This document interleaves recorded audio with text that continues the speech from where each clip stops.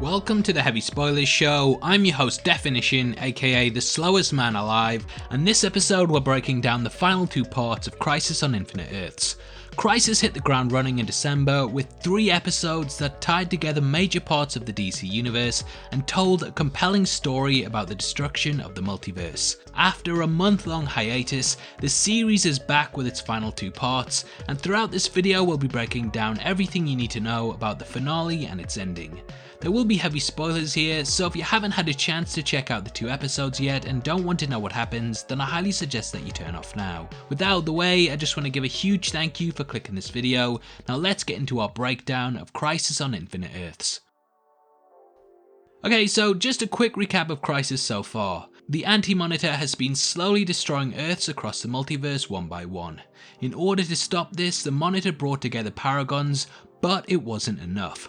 Oliver Queen sacrificed himself, the heroes visited many worlds, and slowly they formed a resistance. The Anti-Monitor ravaged the group, but they managed to make it to the Vanishing Point, a place outside of the multiverse that the Anti-Monitor could not reach. That should have you all caught up, and we rejoined our heroes in last night's episode of Arrow. Since his death, Arrow has become something else, something more, the Spectre. He becomes a key player in the events of the episode, with the character pretty much acting as a guide to the Paragons in order to put them on the path to destiny with the Anti-Monitor. Arrow opens with a flashback to Malthus 10,000 years ago. In this we see how Novu created the Anti-Monitor by journeying to the dawn of time, and this sort of kickstarts the 2-hour journey with the main theme of the double bill. That is, memory and connection. Oliver utters the words, "There are few things more powerful in the universe than memory and connection," and this aesthetic is repeated several times throughout. Early on, this motif is cemented here, with Novu and his wife being showcased on screen as having a deep and meaningful connection in their relationship.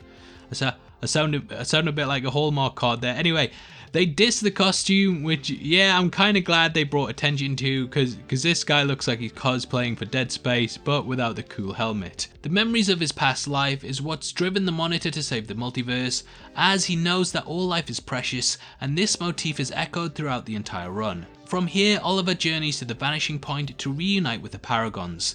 After spending months there, they're in complete disarray, unable to truly fathom what has happened. It's kind of like just a season of Big Brother where they never evict anyone and make them spend 2 years there.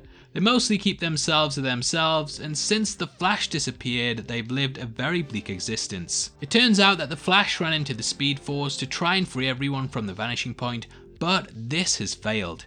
As time is relative in the Speed Force, in Barry's mind he's only been gone a couple of seconds, but to the other Paragons, this has been a more agonizing wait than putting the first 3 episodes in December and the final 2 in January. What the hell were you thinking, CW?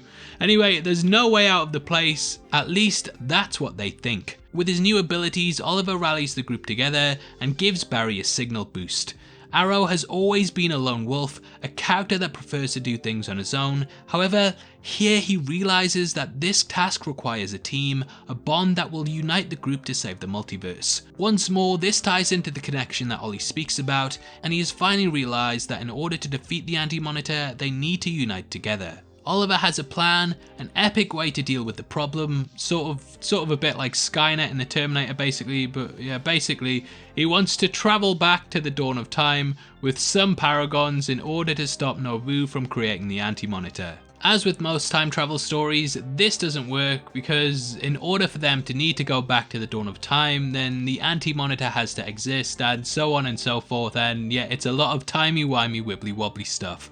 We do learn, however, that Lex gave himself an upgrade, and this kind of plays into the ending of the episode. Novu is always going to create the Anti-Monitor no matter what because of his ambition, and whether they stop him 10,000 years ago or just before Brexit, his existence is inevitable. The attack on the whole is a big failure, with the Anti-Monitor himself showing up during the mission. He knocks some of the heroes into the Speed Force, and left with little options, Ollie tells Barry that he must go through his memories and find the times that he formed strong bonds and connections. I kind of felt that this was a bit poorly handled, and it just comes out of the blue without any real setup. Like, it told us this retrospectively, and it was a bit jarring when it was just dropped on Barry. However, this is about the memories, connections, and greatest victories that Oliver made. Again, this ties back to the line that there are few things as powerful as memories and connections, and it's nice that they kind of set up the overall arc to this episode that ties in with the theme. It's a real walk, or rather run down memory lane, with the Flash visiting some major moments in the CW-verse history. Barry travels back to Arrow Season 3 Episode 17, the Elseworlds finale, and Season 3 Episode 8. Everyone talks, like this. Now, during the run, he comes across Ezra Miller's version of the Flash from the DCEU, and it's an awesome cameo that completely blew my mind. I never thought Crisis would tie directly in with the movie universe, or even get a cameo this big, but it was awesome seeing him, especially in the wake of the news last week that the Flash movie would be a Flashpoint event. When Ezra was cast as the Flash, a lot of people cried out that Grant Gustin wouldn't be the big screen version of the hero, so it's nice to see the two kind of acknowledging one another in what is the best cameo in all of the Arrowverse. In my opinion anyway, that's completely up to you whether you disagree or not. He mentions Victor, who is of course Cyborg in the DCEU, and it's nice to know that the characters live on even if their movies are at a bit of a stalemate. This journey is a big travel back in time that allows us to reminisce over some of the big moments in Arrow history. This is going to be Oliver's final season and episode, and though the character could return, we did need a sort of trip through the past to sign off how great this show has been. It's a really bittersweet moment, and it also highlights how Arrow has pretty much been a linchpin of the TV DC universe. I mean, it is called the Arrowverse for a reason, and it's great seeing what pulled everything together, and this tribute really sets up the final battle. There's an awesome fight here at the dawn of time that really puts all of the budget on the table. It's a massive, special effects laden battle that feels like the biggest and most ambitious action scene that's ever appeared in the Arrowverse. The Paragons face off against the Shadow Army, and Spectre goes head to head with the Anti-Monitor. Also, shout out to Lex for shooting stuff out his hand as well, I like that. Anyway, everything at this point sort of becomes a bit metaphysical and metaphorical and metahuman metamorphical, with Ollie becoming the spark that relights the flame to start up the universe. Lex helps them realise that they've been put in place to fan the flame, and together they all unite with Oliver to strengthen him. They manage to defeat the Anti-Monitor, but it's at the expense of Oliver's life, who dies as the Singularity forms and creates the multiverse once more. Sarah and Barry unite on the mountain, and we watch the character as he slowly passes away. Now, if you saw my Crisis episode 1 breakdown, then you'll know I felt like Oliver's death felt a bit flat and didn't really have room to breathe, and because of this it just felt lackluster. Here it's completely different, and the character's death really has an emotional gut punch to it. We did know that Ollie would die in Crisis ahead of time, but it really hits home here. I'm not crying, you're crying. Anyway, the universe grows, and we then jump to the second episode that completely concludes everything. Before we get into the second episode though, I just want to let you know we're giving away a free copy of Dr. Sleep to one random subscriber. All you have to do to be in with a chance of winning is like the video, subscribe to the channel, and leave your thoughts on Crisis in the comments section below. The winner is going to be chosen at random on the 15th of February, and the set will be shipped out from then to whoever gets the prize, so best of luck to everyone who takes part. So, similar to the Crisis on Infinite Earths graphic novel, the reformation of the multiverse has streamlined everything together, sort of shifting things pretty much onto one Earth. Kara, Barry, and Sarah all realise that they now live together on the same Earth, Earth Prime. There's a couple of hilarious moments, such as Lex getting a Nobel Peace Prize, Marv Wolfman, who created Crisis, making a big cameo, Bebo wrecking havoc in the street, and Black Lightning also asks how many times the world almost comes to an end and so on. But yeah, ultimately everything is tied together now.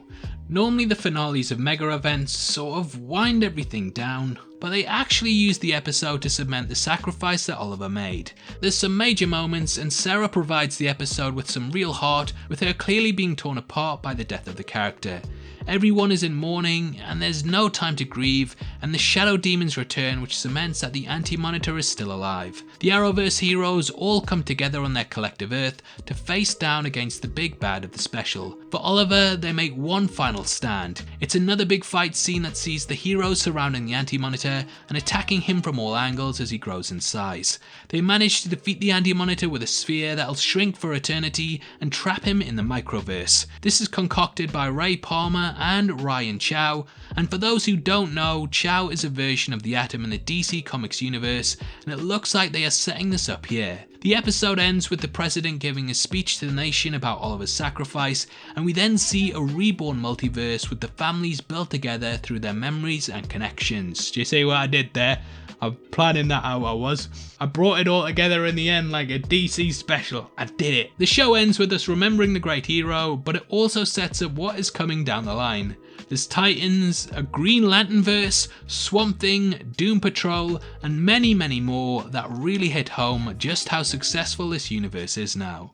I love the Superman Returns moment, and this is an awesome callback to the Christopher Reeves bit that is just one of my favourite Easter eggs in the entire run. Clark and Lois talk about their sons, which sets up their upcoming show with one another, and the heroes spark up the flame in Oliver's memory and Old Star Labs facility, and we see that they've set up a Justice League table that has all of their logos emblazoned on the chairs surrounding it. There's also one with a Green Arrow symbol on it that shows there will always be a place for a Green Arrow at the table, and this could be hinting that his daughter will be taking up the mantle. We get a nod to Gleek, who, if you don't know, is basically from the animated series Super Friends, and he's a little tiny ape thing that he's gonna cause some mischief. If you don't like Bebo or Ewoks or Porgs, then sorry, but yeah, this is kind of going to be the direction that they're going in. Anyway, we also see the Hall of Justice from outside, and with all of the characters now on the same Earth, they can now truly form a JLA that connects the heroes with one another. So yeah, it's a great ending, and after a couple of issues with the opening episodes of Crisis,